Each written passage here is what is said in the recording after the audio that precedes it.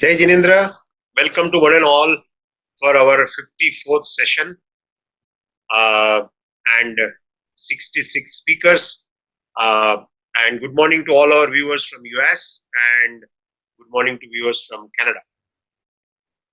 Uh, Today we have two PhD scholars. We're so fortunate to have two scholars who are PhD, and the session will be starting from the scholar Dr. S.P. Jain. SP Jain उनके भाई वीर सागर ने हमारा 26 मई को एक session किया था स्वाध्याय के ऊपर। बहुत ही सुंदर सेशन था। मैं खुद भी बहुत बड़ा फैन हूँ वीर सागर जी का। एंड उनके ही भाई है doctor SP Jain. Doctor SP Jain धर्म में राष्ट्र का जैन धर्म, what is the contribution of Jain religion in India, उस सब्जेक्ट के ऊपर बात करने वाला है। So he is going to say the overall in the country what has Jain religion has contributed. He has studied, उन्होंने उनकी पढ़ाई one of the prestigious universities of classical India studies Shri Lal Bahadur Shastri राष्ट्रीय Sanskrit Vidyapeeth. This university unfortunately including me many of us doesn't know, काफी लोगों को मालूम नहीं है। ये this is the next wall to JNU जो वेरी पॉपुलर है, जवाहरलाल नेहरू यूनिवर्सिटी, बट उसका नेक्स्ट डोर में ही है। और मैंने अभी जानकारी मिली है कि this university was a vision of Lal Bahadur Shastri the prime minister, and I am not very sure but he was a VC also for that university for some duration of time, where at presently Dr. S.P. Jain's brother Veer Sagarji gives his, I mean, he's a part of the faculty. I mean, I'm sure you people have seen the profile of Dr. S.P. Jain. At presently, he's the director at Somaya Center of Studies in Jainism. We had a scholar from Somaya talking about contribution of Jainism in Bombay. The same college, which is also have a very which also has a department of Jainism, and recently it has been given the status of university status. That university is from Bombay. Many of us probably don't know. काफी लोगों को हमको मालूम नहीं है कि किस university में कहाँ जैन डिपार्टमेंट्स है। I mean, with these Jain talks, probably we will come to know where the Jain education can be taught if somebody is interested, and that is one of the ideas. And we are so fortunate to have two PhD scholars, and probably on the Jain talks, I may be wrong in number, but this will be 25th PhD scholar on the platform. I welcome to Dr. S.P. Jain. आपका बहुत बहुत आभारी है हमने, you have accepted our invitation doctor SP Jain. Neel भाई, thank you so much Ramesh uncle. हमें बहुत खुशी हो रही है कि आज हमारा जैन टॉक का 54th सेशन है, और साथ ही साथ आज एक खुशी की बात सभी मेंबरों के साथ शेयर करना चाहूंगा कि आज हमारे जैन टॉक्स के जो फाउंडर है ऐसे मिस्टर रमेश अंकल का आज बर्थडे है। सो हम जैन टॉक्स की टीम उनको बहुत बहुत हार्दिक शुभकामनाएं देते हैं कि जिस विजन से और जिस लगन से ये जैन टॉक्स के प्लेटफॉर्म के लिए वर्क कर रहे हैं, इतनी सारी रिस्पॉन्सिबिलिटी होने के बावजूद भी जैन टॉक्स के अंदर इतना समय देना, ये अपने आप में एक बहुत ही विशेष बात है। तो बहुत बहुत धन्यवाद करते हैं मिस्टर रमेश अंकल का। और इनके लिए कुछ सरप्राइज है हमारे साथ आज पैनल के ऊपर, जो कि हमारे जैन टॉक्स के रेगुलर मेंबर है। एक भी सेशन इन्होंने मिस नहीं किया रहेगा। ऐसे अमेरिका से रमेश झवेरी जी जुड़े हुए हैं, और साथ ही साथ मुंबई से मिस्टर LK जी लक्ष्मण जी संघवी जुड़े हुए हैं। तो मैं उनको भी पैनल के ऊपर बहुत बहुत स्वागत करता हूँ। सो वे कुछ शब्द रमेश जी के लिए कहना चाहते हैं, तो मैं विनती करता हूँ रमेश जी झवेरी से।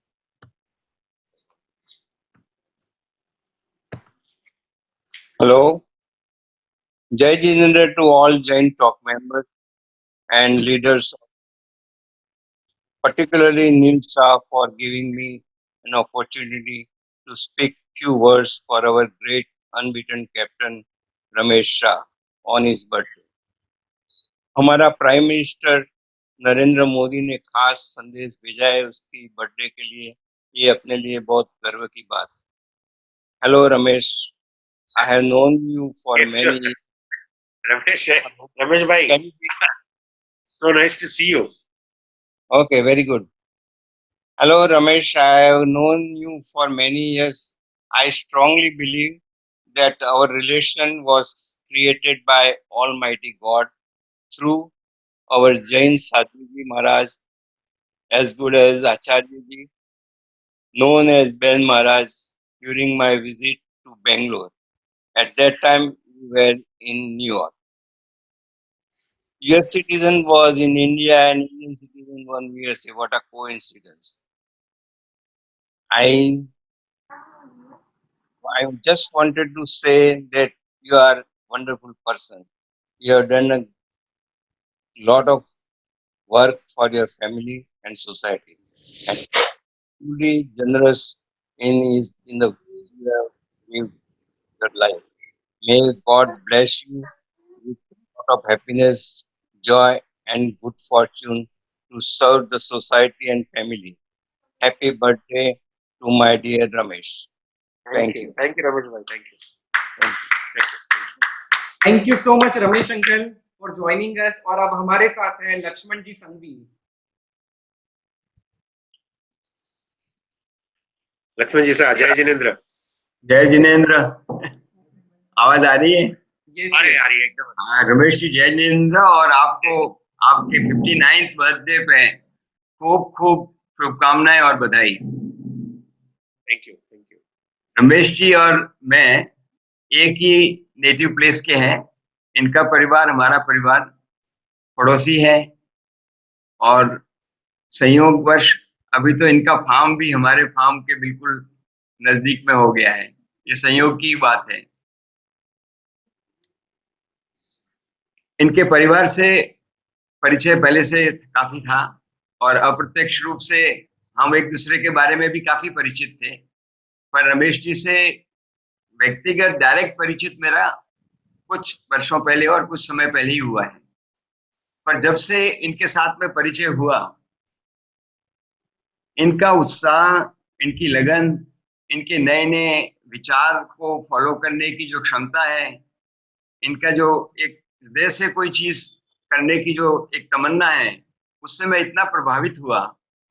और थोड़े ही समय में मैं कह सकता हूँ कि मुझे एक घनिष्ठ संबंध, एक जैसे छोटे भाई बड़े भाई में होता है, उसका अनुभव होने लगा। और मैं इसके लिए उनका बहुत ही आभारी हूँ कि मुझे ये उनके साथ में संयोग से संबंध का अवसर मिला। आज मुझे खास आनंद हो रहा है बिकॉज मैं जैन टॉक्स के इस वर्चुअल मीडियम से उनको बधाई दे रहा हूँ। थैंक यू, लक्ष्मण जी। और it's so nice of you. I am really feeling grateful. नहीं, और खासकर बिकॉज मुझे मालूम है कि जैन टॉक्स का जो इन्होंने इनिशिएटिव लिया और जो पहल की, इनकी सुंदर भावना से, इनकी सूझबूझ के साथ में, इनकी मिलनसारिता से और इनकी अपनी प्रतिभा और कौशल से, वो बहुत ही सराहनीय और अनुमोदनीय है। इस लॉकडाउन के समय में भी बिकॉज ये इतनी अच्छी भावना से शुरू हुआ ये प्लेटफॉर्म, और उनके इतने एफर्ट्स रहे, और जैसे नील भाई ने बताया वो कंटिन्यूअसली उसमें लगे हुए हैं। ये प्लेटफॉर्म एक इतना सुंदर प्लेटफॉर्म हो गया और उसकी खास विशेषता ये है कि इसमें बहुत डाइवर्सिटी है। जो अपने जैन धर्म का मूल सिद्धांत है अनेकांतवाद, अनेकांतवाद की आप एक झलक जैन टॉक्स के प्रोग्राम्स में, जो अलग अलग तरह के स्कॉलर्स, वक्ता, विद्वान, सामाजिक कार्यकर्ता, समाज के अग्रणी जो लोग इस प्लेटफॉर्म पे आ रहे हैं, उससे आप अनुमान लगा सकते हैं कि जो वैविध्य है, जो अनेकांतवाद की भावना है, वो पूरी तरह से आगे बढ़ रही है। और मुझे पूरा विश्वास है कि ये प्लेटफॉर्म जैन धर्म के मूल सिद्धांतों को, जैन धर्म की जीवन प्रणाली को और जैन धर्मावलंबियों के लिए नहीं परंतु पूरे विश्व के लिए एक अच्छा प्रभाव स्थापित कर सकेगा, लोगों को अवसर दे सकेगा विचार आदान प्रदान करने का, और एक दूसरे अच्छे लोगों से जुड़ने का भी अवसर इसमें मिलता है। तो इसके लिए मैं बहुत बहुत शुभकामनाएं देता हूं अंत में मैं ये कहना चाहूंगा कि रमेश जी को कि इस भावना के साथ में कि जीवेम शरद शतम की शुभकामना उनको देकर I wish him lots of health, happiness, God's blessings and all the best which he should deserve, and also wish best for his family and all the people who are in the platform today. I wish them best. With this feelings, I again tell him happy birthday and सबको जय जिनेंद्र। नील भाई को खास धन्यवाद कि उन्होंने मुझे अवसर दिया आज इस प्लेटफॉर्म में आके रमेश जी को विश करने का। ये उसके लिए मुझे बहुत अच्छा लग रहा है और अच्छा अनुभव हो रहा है। जय जिनेंद्र। बहुत बहुत अनुभव। थैंक यू नील भाई। Thank I you would like so to much. say- नहीं, एक मिनट रमेश अंकल, पहले मुझे कुछ बताना है। सो बहुत बहुत धन्यवाद लक्ष्मण जी अंकल। और मैं एक बात दूसरी ये भी कहना चाहूंगा कि रमेश अंकल और मेरी जब से पहचान हुई है तब से मैंने उनके अंदर जो एक विजन देखा है, एक उनका जो बुलंद उत्साह देखा है, वो मेरे मन के ऊपर मुझे बहुत प्रभावित करते हैं। और तब से लेके मैं आज भी कालिंद्री की उस मुलाकात को याद करता हूँ कि मेरा इनके ही नेटिव प्लेस कालिंद्री जाना हुआ था। और तब मुझे मालूम पड़ा कि एवरी ईयर ये जो अपने नेटिव प्लेस यानी कि जहां उनकी मातृभूमि है उसके लिए जो कार्य करते हैं, बहुत कार्य एवरी ईयर करते हैं। समाज के जितने भी वहां के लोग हैं उनके लिए नए नए कैंप ऑर्गेनाइज करते हैं। जब मैं गया था तभी करीबन 100 जितने लोगों का उन्होंने एक ही दिन में कैटरेक्ट का ऑपरेशन करवाया था। और जितने लोगों के पास चश्मे नहीं थे उनको चश्मे ऑन द स्पॉट प्रोवाइड करवाए थे। वैसे ही काफी हैंडीकैप के लिए व्हीलचेयर की योजना वगैरह बहुत सारे कैंप उन्होंने सालों साल नए नए ऑब्जेक्टिव के साथ वो आए हैं। और साथ ही साथ एक दूसरा पॉइंट मैं कहना चाहूंगा कि जैन टॉक के लिए मुझे भी उन्होंने अपॉर्चुनिटी दी इसके लिए वर्क करने के लिए। पर मैं आपको ये कहना चाहता हूँ कि इनका तो इतना बिजी स्केड्यूल है कि अब उन्होंने जो एक प्रोजेक्ट हाथ में लिया लेट्स मास्क इंडिया, उसके अंदर उन्होंने इंडिया के सभी लोगों तक फ्री मास्क कैसे पहुंच सके इतना बेहतरीन कार्य उन्होंने लिया है कि जिनको कर्नाटक के सीएम भी प्रशंसनीय कार्य के तौर पे उनकी प्रशंसा करते हैं। और आज करीबन 5000 लोगों को मास्क पहुंच चुके हैं। इतना बेहतर काम जैन टॉक और साथ ही साथ एक नया इनिशिएटिव भी चालू हो चुका है जैन योग। इसके लिए हम बहुत बहुत प्रशंसा करते हैं रमेश अंकल की और भगवान से ही प्रार्थना करते हैं कि ऐसा ही उत्साह आपके अंदर बुलंद रहे और दिन ब दिन बढ़ता रहे और हम जैसे युवाओं को भी आप इसमें मोटिवेट करते रहे। सो बहुत बहुत धन्यवाद, बहुत बहुत शुभकामनाएं आपके जन्मदिन के। Thank you. I would like to quickly say few words. मैं 2 मिनट लेना चाहता हूँ। जैन टॉक्स एक प्लेटफॉर्म है, मैं इसमें सिर्फ एक निमित्त हूँ। जैन टॉक्स किसी का नहीं है, हम सब लोगों का है जो भी इसमें जुड़े हुए हैं। मेरे लिए सरप्राइज है। मैं नहीं चाहता था कि मेरा कोई व्यक्तिगत विषय जैन टॉक्स पे आए, बट रमेश जवेरी और लक्ष्मण सिंह जी और नील भाई का मैं आभागी हूँ कि इन्होंने बताया। बट मैं नहीं चाहता कि कोई भी व्यक्तिगत चीज जैन टॉक्स पे आए। मैं ज्यादा वक्त नहीं लूंगा, इसके लिए मैं सब लोगों से क्षमा चाहता हूँ कि 2-4 मिनट आपकी गई है। मैं शीघ्र ही डॉक्टर एसपी जैन से विनती करता हूँ, नील भाई आप शुरू करें। मैं वापस कहना चाहता हूँ कि जैन टॉक्स एक प्लेटफॉर्म है जो आपसे बड़े किसी एक व्यक्तिगत का नहीं है। मैं इसमें सिर्फ एक निमित्त मात्र हूँ। थैंक यू नील भाई। Doctor SP Jain. Thank you so much Ramesh uncle. जय जी।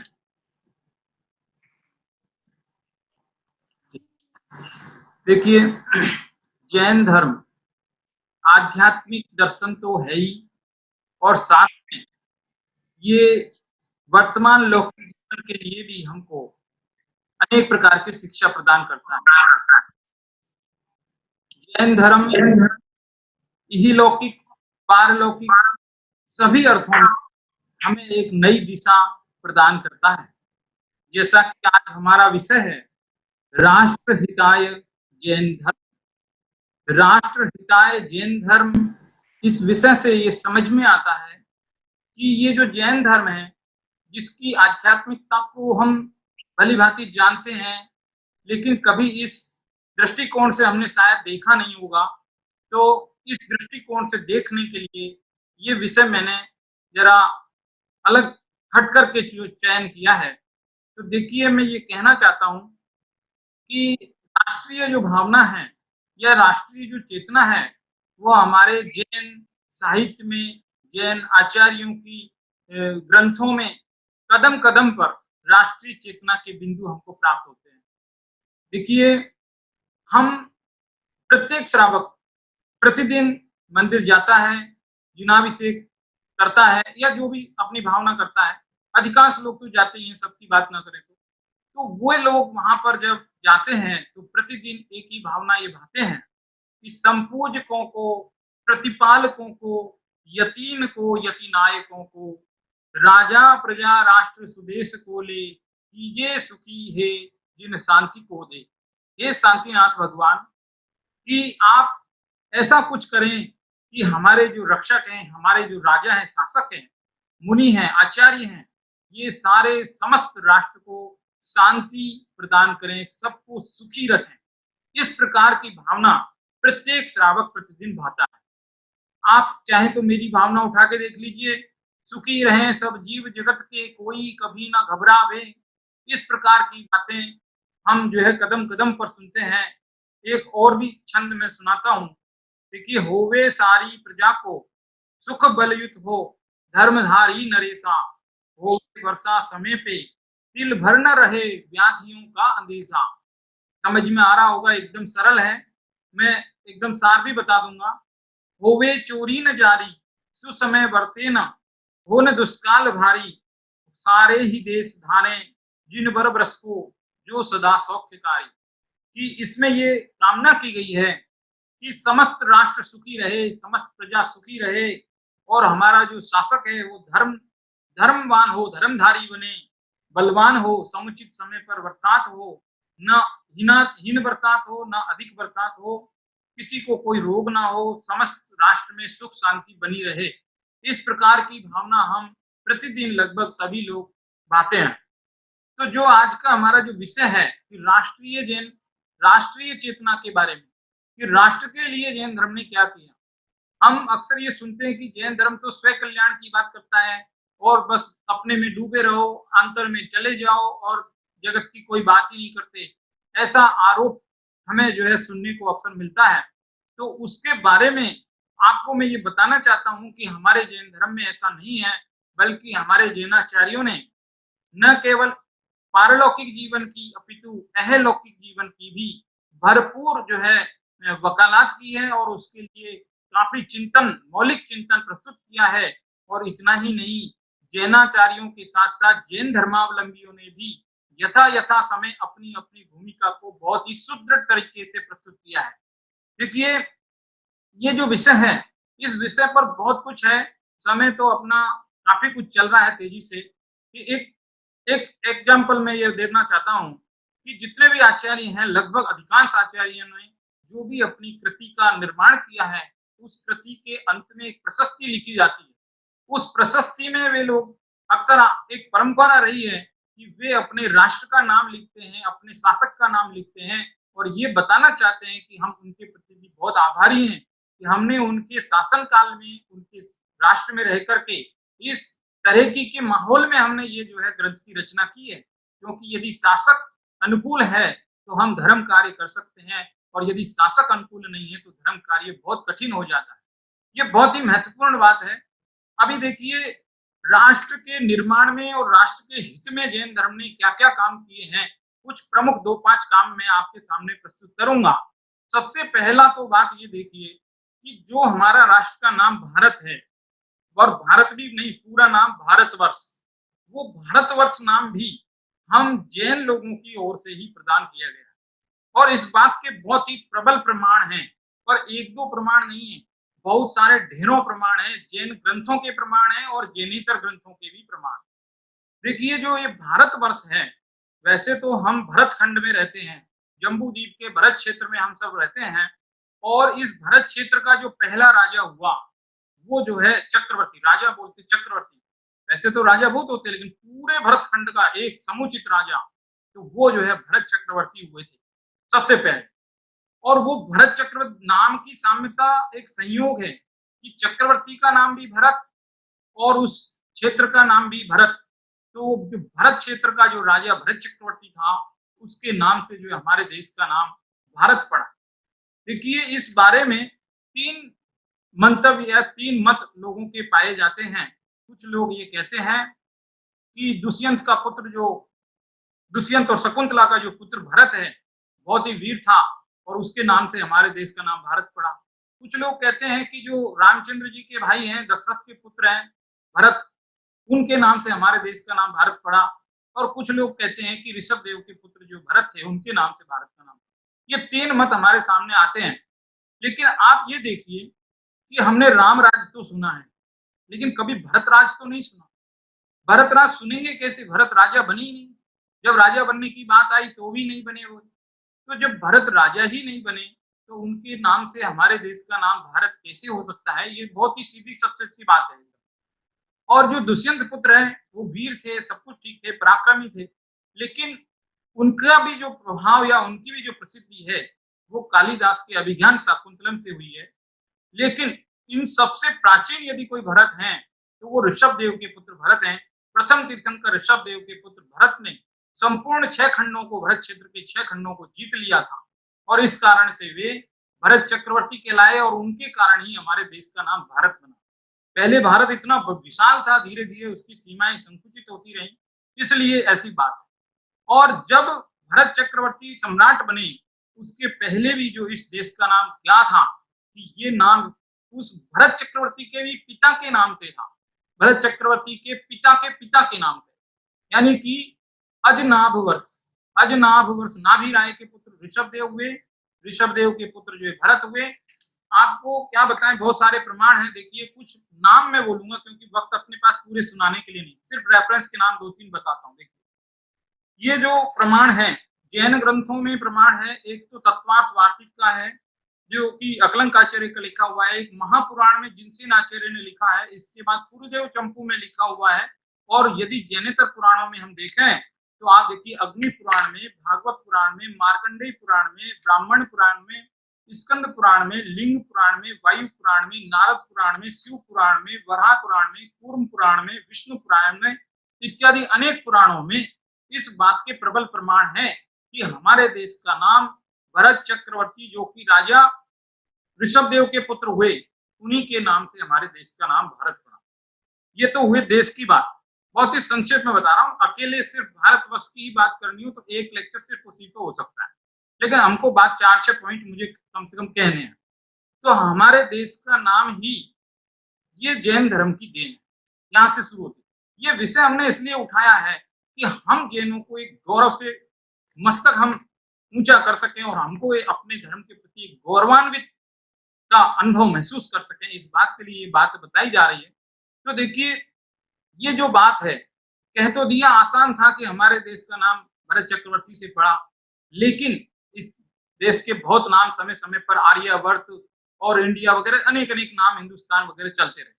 जब 1949 में भारतीय संविधान तैयार हुआ और हमारे देश का नाम जब निश्चित किया जा रहा था, तो ये प्रमाण ढूंढे गए कि ऐसा क्या प्रमाण मिल सकता है, क्या बात है कि जो हमारे देश का नाम, वास्तविक नाम इन सभी नामों में से कौन सा है।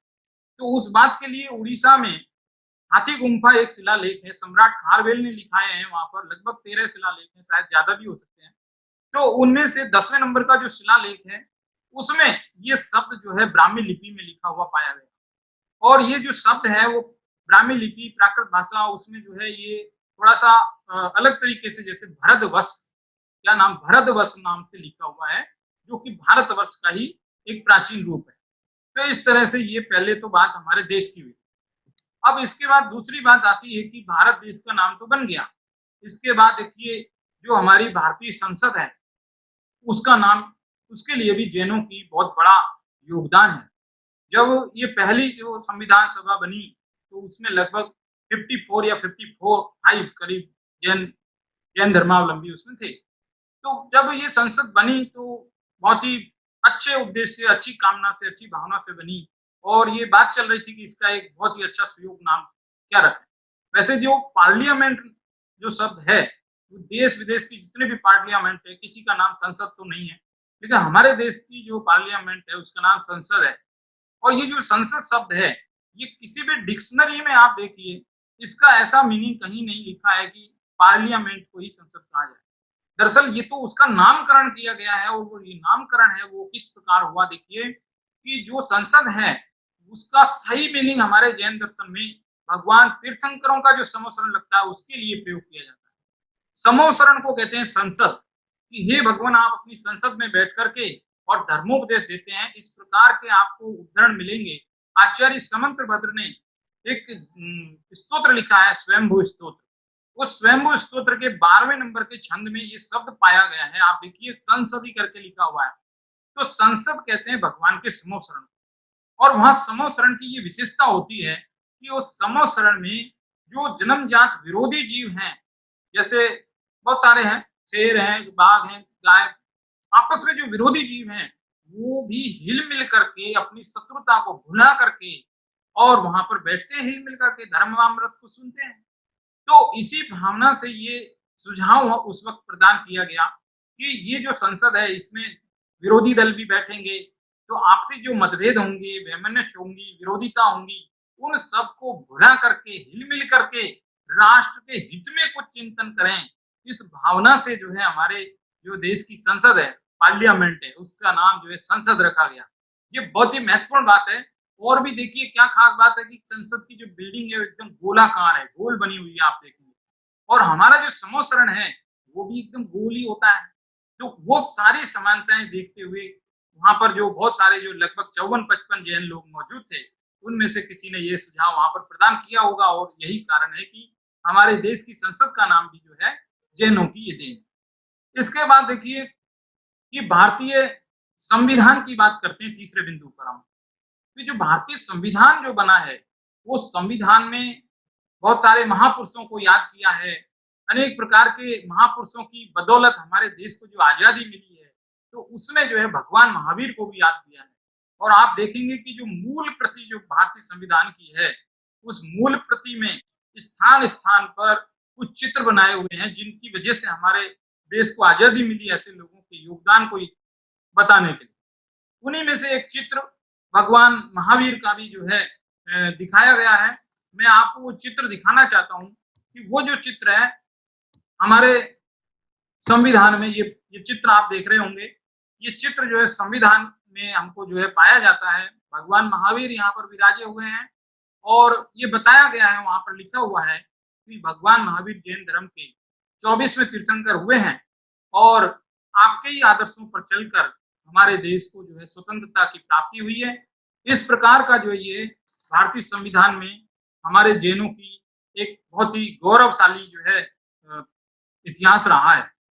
इसके बाद एक चीज और देखिए कि राष्ट्र हिताय की बात हम कर रहे हैं, तो राष्ट्रपिता महात्मा गांधी, जो कि पूरा राष्ट्र जिनको एक राष्ट्रपिता की उपाधि दिए हुए हैं, वे भी जिनको अपना गुरु मानते थे, वे स्वयं श्रीमद राजचंद्र जी जैन धर्म से जो है बिलोंग करते थे। श्रीमद राजचंद्र जी महात्मा गांधी के आध्यात्मिक गुरु थे, और महात्मा गांधी जब विदेश गए थे तो वहां पर डॉक्टर ई वेबर ने ये अपनी सब जीवनी में लिखा है। आप देखेंगे तो सत्य के प्रयोग महात्मा गांधी ने अपनी जीवनी लिखी है, उसमें लिखा है कि वहां पर जो है डॉक्टर ई वेबर ने उनको जो है ईसाई धर्म की ओर आकर्षित किया था, और उनका बार बार मन विचलित हुआ और अंतर्द्वंद में वे पड़ गए थे। तो ऐसे समय पर वे गांधी जी से सलाह मशविरा किया करते थे, वो श्रीमद राजचंद्र जी से सलाह मशविरा किया करते थे, और राजचंद्र जी उनको जो है बहुत ही अच्छी अच्छी बातें बता करके और उनको जो है सत्य और अहिंसा के प्रति प्रेरित किए थे। जो सत्य और अहिंसा की जो बात हम कहते हैं कि गांधी जी बहुत ज्यादा उस पर दृढ़ थे, ये बात भी उनको जैनों की ही देन है।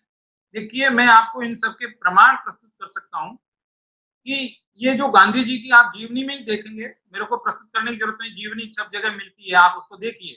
उस जीवनी में उन्होंने खुद लिखा है कि जब मेरे साथ ऐसी स्थिति आई, मैं बहुत अंतर्द्वंद में रहा, तो मैंने जो है श्रीमद जी से संपर्क किया, और श्रीमद जी ने मुझे जो है षड दर्शन समुच्चय नाम का एक ग्रंथ दिया। देखो फिर से बोलता हूँ, षड दर्शन समुच्चय, ये ग्रंथ जो है जैनाचार्य हरिभद्र सूरी ने लिखा है। और ये ग्रंथ की क्या विशेषता है कि इसमें षड दर्शन 6 प्रकार के दर्शनों का परिचय दिया है। तो 6 प्रकार के दर्शनों का इनमें पूरा परिचय दिया है। आप पूरा पढ़िए, सर्व दर्शनों का अध्ययन कीजिए, तो उससे उनको जो है एक ये फीलिंग आई कि हमारे में क्या खास है और उनमें क्या खास है। ऐसा एक तुलनात्मक दृष्टिकोण उनका विकसित हुआ और इस प्रकार वे जो है उस अंतर्द्वंद से बच सके। तो ये एक छोटा सा एग्जाम्पल है, इस तरीके के और भी कई बार उनको जो है गांधी जी को प्रेरणा जो है श्रीमती जी से मिली थी।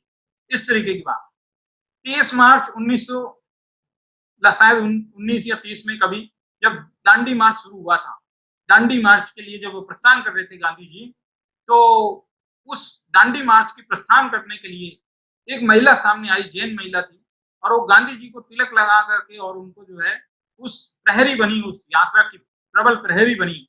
उस महिला का नाम सरला देवी था। चित्र मेरे पास मौजूद था, लेकिन अभी इस वक्त मेरे पास उपलब्ध नहीं है, ऑफिस में है वो चित्र, तो नहीं तो वो भी आपको दिखा सकते थे। तो इस तरह से ये राष्ट्र के निर्माण में, देश के हित में जैनों की आध्यात्मिक भूमिका से अलग हटकर एक विशेष तरीके की भूमिका भी रही है, ये बात को उजागर करना मेरा यहाँ पर उद्देश्य है। तो देखिए चलते हैं, एक राष्ट्रीय जो चिन्ह है, नेशनल एम्बलम, जिनकी हम बात करें तो जो राष्ट्रीय प्रतीक अशोक चक्र की हम बात करते हैं। अशोक, सम्राट अशोक, ये सम्राट चंद्रगुप्त मौर्य के पोते थे और ये चंद्रगुप्त मौर्य ये जो है जैन धर्म में दीक्षित हुए। इतिहास की पुस्तकों में बहुत लोगों को शायद इस बात की जानकारी नहीं है कि चंद्रगुप्त के जीवन का अंतिम समय कहाँ गुजरा, किस प्रकार गुजरा। चंद्रगुप्त मौर्य ने अंतिम श्रुतकेवली भद्रबाहु आचार्य से दीक्षा ग्रहण कर ली थी और वे उनके साथ साथ दक्षिण भारत की ओर चले गए। और स्वर्ण गोला में आप देखेंगे आज भी उनकी एक समाधि स्थल वहां पर बना हुआ है, चंद्रगिरी पहाड़ पर। तो ये जो चंद्रगुप्त मौर्य हैं, ये जैन धर्म के एक अनुयायी थे और इन्हीं के पोते सम्राट अशोक थे। हाँ, इतना जरूर है कि सम्राट अशोक पहले जैन थे, बाद में वे बौद्ध बन गए। हमारे इतिहास में 2 राजा ऐसे हैं जिनमें से एक जैन से बौद्ध हुआ है, एक बौद्ध से जैन हुआ है। तो ये जो है पहले जैन थे, बाद में बौद्ध हो गए, और राजा श्रेणिक पहले बौद्ध थे लेकिन बाद में जैन हो गए। इस तरीके से थोड़ा याद रखने के लिए ठीक रहेगा। तो जो सम्राट अशोक थे, वो जब पहले बौद्ध बनने के पहले उन्होंने सारनाथ में, जो कि बनारस के पास में है सारनाथ, वहां पर अशोक की लाट जिसको कहते हैं, यानी कि अशोक स्तंभ का निर्माण कराया। और उस अशोक स्तंभ पर जो है उसने 24 तीर्थंकरों के प्रति अपनी आस्था को प्रदर्शित करने के लिए अशोक चक्र की स्थापना की। अशोक चक्र में आप देखेंगे 24 तीलियां हैं, और ये जो राष्ट्रीय ध्वज है, नेशनल फ्लैग, उस पर भी जो बीच का जो सफेद रंग है उसमें एक अशोक चक्र बनाया हुआ है। और जब भी उसको पाठ्यक्रम में पढ़ाया जाता है तो हमको ये शिक्षा दी जाती है कि इसमें जो 24 तीलियां हैं वो इस बात का प्रतीक है कि हम 24 घंटे प्रगति करें। लेकिन आप देखिए इसका जो मूल स्रोत है वो ऐसा नहीं है, बल्कि ऐसा है कि जो जैन धर्म के 24 तीर्थंकर हैं उस बात का ये प्रतीक है। और मैं एक बात छोटी सी कहना चाहता हूं कि बौद्ध लोग भी ये कहते हैं कि जिस तरह से जैनों में 24 तीर्थंकर होते हैं, उसी तरह से हमारे बौद्ध धर्म में भी 24 बुद्धों की कल्पना है, 24 बुद्ध होते हैं। तो 24 बुद्ध होते हैं, उनका प्रतीक है ये। और वो क्योंकि बाद में बौद्ध बन गए थे, तो ये जो तर्क उनका है, ठीक है, हो सकता है, हम तो एकदम प्रॉपर दावा तो नहीं करेंगे, लेकिन मैं एक प्रश्न फिर पूछना चाहता हूँ कि ठीक है, माना कि आप धर्म चक्र को बौद्धों का स्वीकार कर लेते हैं, लेकिन अकेला चक्र नहीं है, उसके आगे आप देखिए वहां पर एक बैल का चित्र बना हुआ है, एक हाथी का चित्र बना हुआ है, घोड़े का चित्र बना है, और शेर का भी चित्र बने हैं। आप देखेंगे तो वो चित्र आप देख सकते हैं, सब जगह मिलेगा, भारतीय मुद्राओं पर प्रकाशित हुआ है। तो मैं ये कहना चाहता हूं कि जो पहला चित्र है, जो कि बैल का चित्र है, वो भगवान आदिनाथ का चिन्ह है। दूसरा जो चित्र है वो जो है हाथी का है, और वो जो है भगवान अजितनाथ का चित्र है। तीसरा चित्र घोड़े का चित्र है, जो कि संभवनाथ का चिन्ह है। अब देखोगे आप चौथा, हमारे पास जो भी स्तंभ बनता है 4 ही साइड होती है, पूर्व पश्चिम उत्तर दक्षिण 4 ही साइड होती है, 5 तो होती नहीं। अब उसके पास ऑप्शन 4 ही है और 24 तीर्थंकर दिखाना चाहता है, कैसे दिखाए? तो वो ये कहना चाहते हैं कि ऋषभदेव, अजितनाथ, संभवनाथ आदि महावीर पर्यंत तक। तो फिर चौथा चित्र उसने अंतिम तीर्थंकर महावीर का चिन्ह, जो कि शेर, वहां पर बना दिया। और चारों चिन्हों के बीच बीच में एक एक धर्म चक्र भी बनाया, जिसमें 24 तिलियां हैं। वो ये कह रहे कि देखो, ये मैंने 4 ही चित्र बताए हैं, लेकिन तीर्थंकर 24 समझना, आप 4 मत समझना। अच्छा, इतना करने के बाद भी उसको संतुष्ट नहीं हुआ, तो उसने आगे देखो क्या किया। आगे वो ये कहना चाहता है सम्राट अशोक कि मैंने जो कुछ किया कर तो दिया, लेकिन वर्तमान में शासन तो अंतिम तीर्थंकर भगवान स्वामी का चल रहा है, तो मैं उनको हाईलाइट कैसे करूं? तो इस बात के लिए उसने उस पूरे चिन्ह के ऊपर की तरफ चारों दिशाओं में 4 सिंह मूर्तियां बनाई और वो ये बताना चाहते हैं कि आज चारों दिशाओं में भगवान महावीर का शासन चल रहा है। देखिए ये जो चित्र है, ये जो राष्ट्रीय प्रतीक जिसको कहते हैं, ये पूरे हमारे देश का गौरव है और ये देश का गौरव हम जैनों की देन है। कि हमें जैनों ने क्या-क्या राष्ट्र कल्याण के लिए कार्य किए हैं। आप समय तो 1 आप नील जी ने मेरे से संपर्क किया और इन्होंने कहा कि आपको इतने समय बोलना है। लेकिन इस विषय का मैंने बहुत चिंतन किया, बाद में मेरे पास बहुत विस्तार हो गया और काफ़ी कुछ मेरे पास बिंदु इसके बहुत इकट्ठे हो गए, 1 घंटे का भी मैं बोल सकता हूँ। तो देखिए, इतना मैंने संक्षेप में कुछ बिंदु चिंतन के लिए छोड़ रहा हूँ, बाकी तो बातें बहुत हैं। अब आगे देखिए भारतीय मुद्राओं पर भी जो है हमारे तीर्थंकरों के चिन्ह हमको पाए जाते हैं। एक चिन्ह है, मैं आपको शायद शेयर कर पाऊँगा, देखता हूँ मैं शायद। एक चित्र मेरे पास जो है भगवान पार्श्वनाथ का चित्र है, शायद देख पा रहे होंगे आप, देख पा रहे हैं कि नहीं देख पा रहे हैं? भगवान पार्श्वनाथ का चित्र देख पा रहे हैं? हाँ, देख पा रहे हैं, हाँ। हाँ, ये जो भगवान पार्श्वनाथ का चित्र है, ये भारतीय मुद्राओं पर जो है प्रकाशित हुआ। देखिए, इससे भी हमको ये समझ में आते हैं कि समय-समय पर हमारे शासकों को जैन तीर्थंकरों ने भी कितना आकर्षित किया और उनके प्रति उनके मन में कितने सम्मान की भावना रही है। तो भारतीय मुद्राओं पर, भारतीय संसद पर, भारतीय संविधान पर, भारतीय प्रतीक चिन्हों पर हमारे जैनों की क्या अमिट छाप है, जो आज हम सबको गौरवान्वित करती है। और यही सब बातें नहीं है, हमारे आचार्यों ने सभी क्षेत्रों में, चाहे वो कोई भी क्षेत्र हो, पर्यावरण चेतना हो, राष्ट्रीय चेतना हो, शिक्षा जगत हो, चाहे कुछ भी हो, हर क्षेत्र में भरपूर काम किया है, भरपूर काम किया है। इतना काम किया है कि हर बिंदु पर 1-1 घंटे का व्याख्यान हुआ जा सकता है। देखिए, इसके बाद मैं आपको एक और बात बताता हूँ कि जो भारतीय जो कोष वृद्धि है, राजस्व कोष है, यानी टैक्स जिसकी बात हम करें, तो आपको इसके आंकड़े मैं आपको बता दूं कि आप चाहें तो गूगल पे सर्च करके देख सकते हैं। मैंने भी गूगल से ही सर्च किया है। तो आप देखिए, मतलब हमारे जैनों की जो जनसंख्या है वो 0.45 करोड़ यानी कि 45 लाख के करीब है, जो कि 1% से भी कम है। हमारे देश की जनसंख्या में 1% से भी कम है, लेकिन इस 1% से भी कम जनसंख्या में लोगों ने राजस्व को 24%, 24% तक जो है योगदान देता है, जो कि देश की उन्नति में, उत्थान में बहुत बड़ी भूमिका निभाता है। ये बहुत बड़ी गौरवशाली बात है और जैन लोग इतने जो है संयम से रहते हैं, सदाचार से रहते हैं, ये बहुत ही।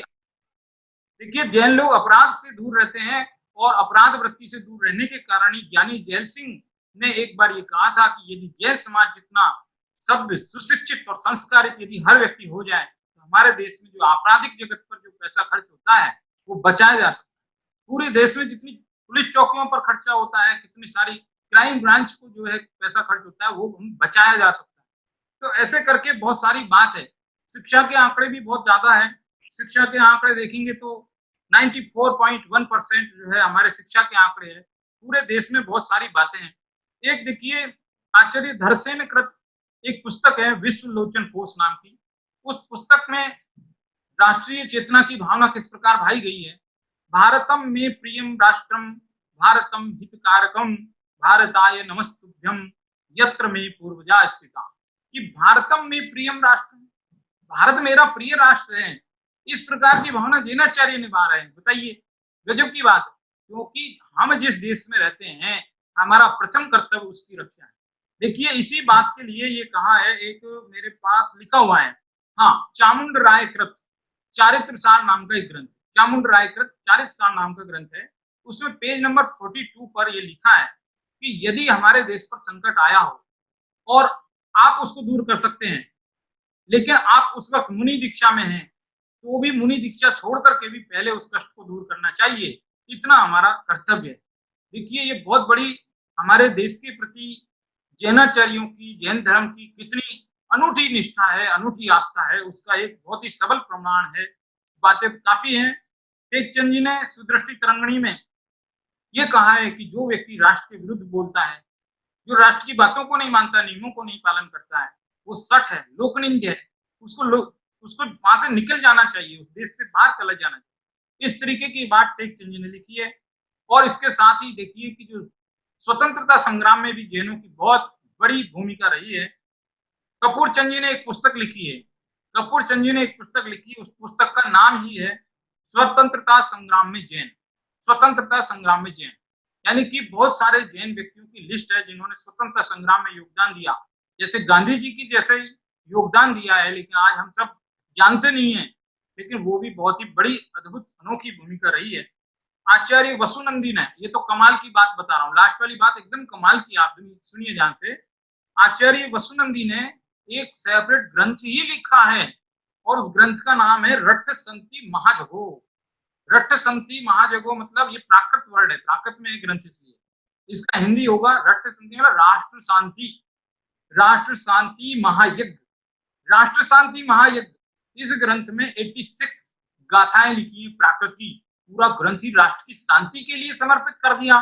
गजब की बात है भाई। तो इस तरह से हमारे ग्रंथों में आप देखिए चोरी के 5 अत्याचार है, वहां पर एक शब्द आता है राज्य विरुद्ध राज्यातिक्रम, कि राज्य के नियमों के विरुद्ध आपको नहीं जाना है, राज्य के नियमों के विरुद्ध जाने पर हमको दंड विधान है, प्रायश्चित का विधान है, चोरी के व्रत में जो है अतिचार माना जाता है। तो इस तरह से बहुत ही संक्षेप में मैंने कुछ बातें रखी है, और भी काफी कुछ बातें कहने का मन कर रहा है, यदि अनुमति हो तो मैं 5 मिनट और अपनी बात कहूं।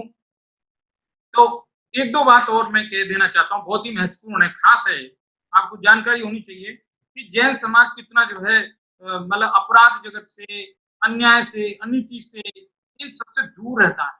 यही कारण है कि वो आज समृद्ध है। देखिए श्रीमद राजचंद्र जी के जीवन का एग्जाम्पल देता हूँ कि श्रीमद राजचंद्र जी जवाहरात का व्यापार करते थे, किसी को उनको खरीदना था, पहले माल खरीदना था, तय हो गया, रातों रात भाव बढ़ गए, उस व्यक्ति की पोजीशन नहीं थी कि वो उनको अदा कर सके।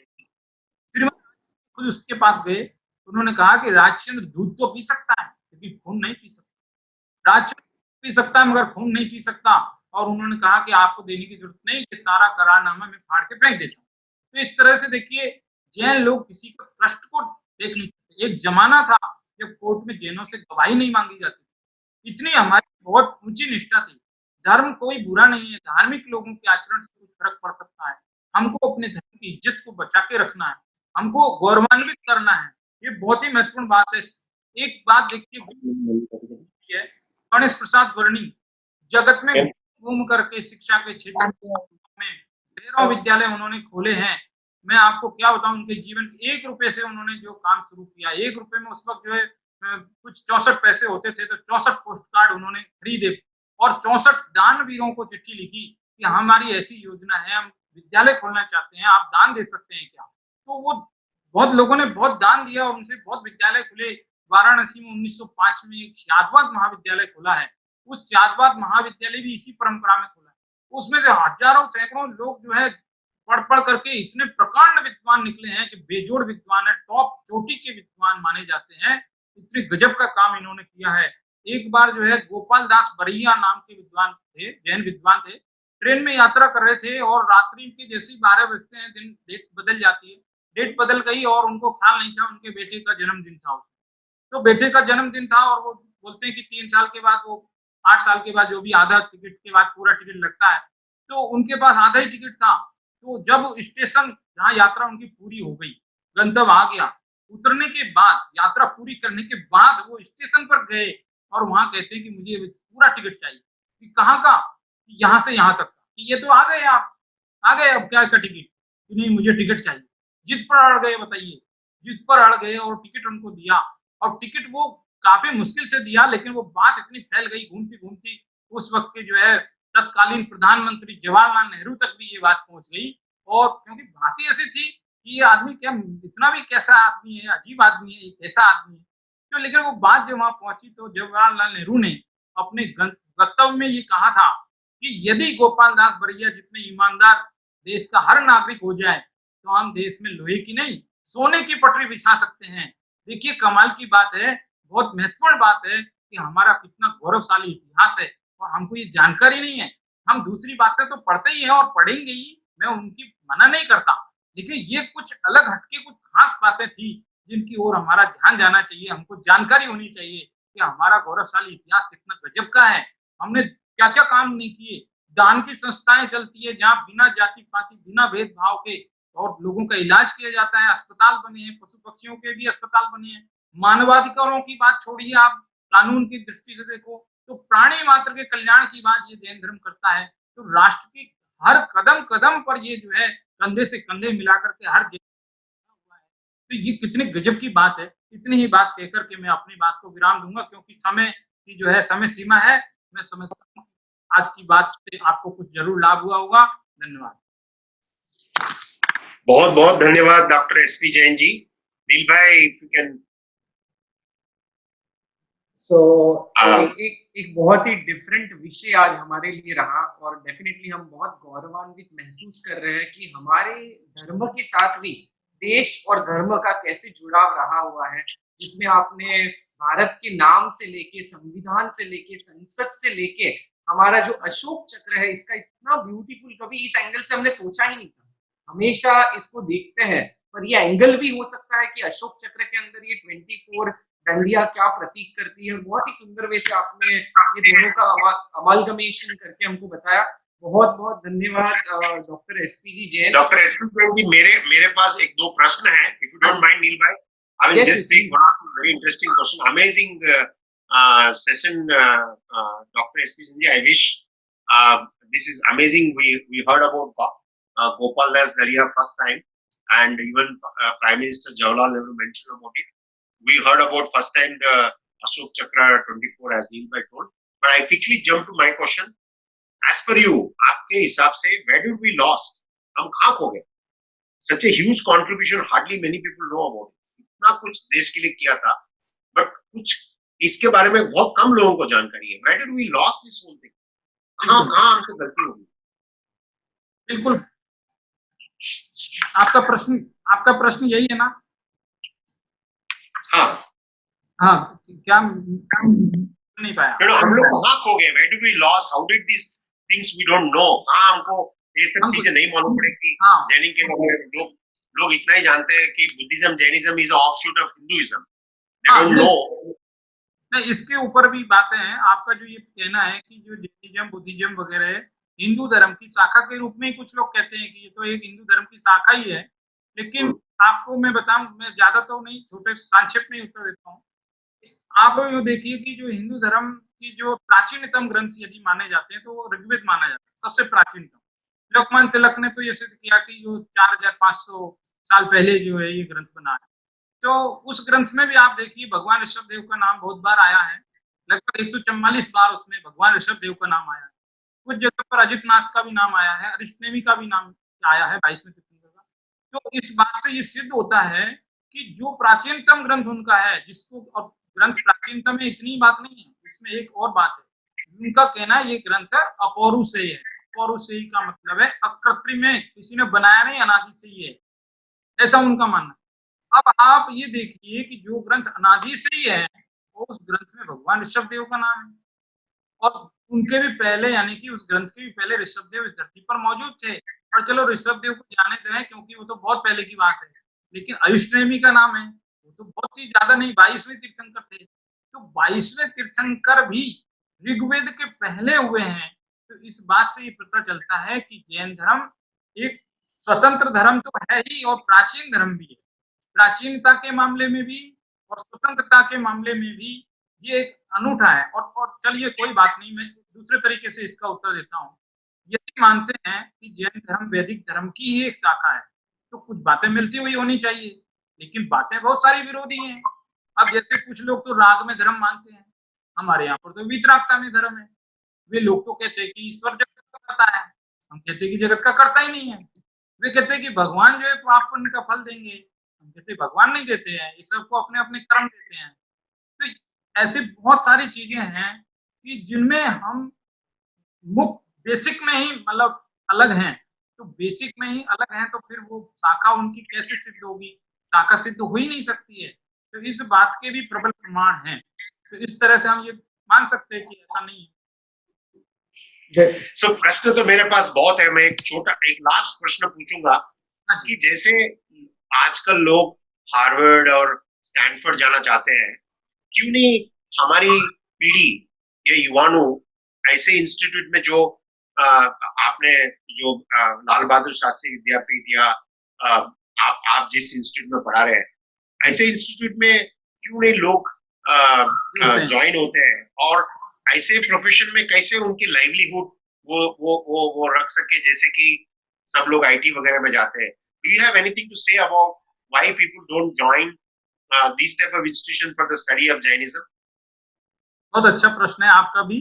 विचार तो अच्छे हैं, लेकिन अभी क्या करें इसमें. तो देखिए, हर व्यक्ति के, यूं कहते हैं संस्कृत में कि मुंडे मुंडे मतिर भिन्ना, कि जितने सिर हैं उतनी ही विचार हैं, और कुल मिलाकर के जो व्यक्ति को जो समझ में आता है वो वहीं चला जाता है. पहली बात तो यही है. और दूसरी बात ये मैं कहना चाहता हूँ कि वैसे तो अपने धर्म में कहा है दिग्व्रत देशव्रत, यानी अपने ही देश में रह करके अध्ययन किया जाए तो ज्यादा ठीक है. तो जो जहाँ है वो वहाँ ही रहे तो ज्यादा अच्छी बात है. ज्यादा इधर से उधर अनावश्यक जाना आना तो ठीक नहीं, क्योंकि सभी जगह मैं समझता हूँ. मैं तो किसी संस्था को कमजोर नहीं कहूंगा, क्योंकि वो जहाँ भी संस्था जो चल रही है जैनिज्म की, वो सब अच्छा ही काम कर रही है. देश में भी जो संस्थाएं हैं वे भी अच्छा काम कर रही है, हम लोग भी अच्छा ही काम कर रहे हैं. तो जो यहाँ जुड़ना चाहे वो यहाँ जुड़े, वो वहां जुड़ना चाहे वो वहां जुड़े, लेकिन जुड़े, ये महत्वपूर्ण है. कहाँ जुड़े वो महत्वपूर्ण नहीं है, लेकिन जुड़े वो, पढ़ें, क्योंकि यही तो एक है जो मनुष्य जीवन में करने योग्य है. तो ये खास बात है, वो महत्वपूर्ण है. थैंक यू एसपी जैन जी, बहुत ही अच्छा रहा. आई थिंक काफी सीखने को मिला. At least for me I have learned a lot.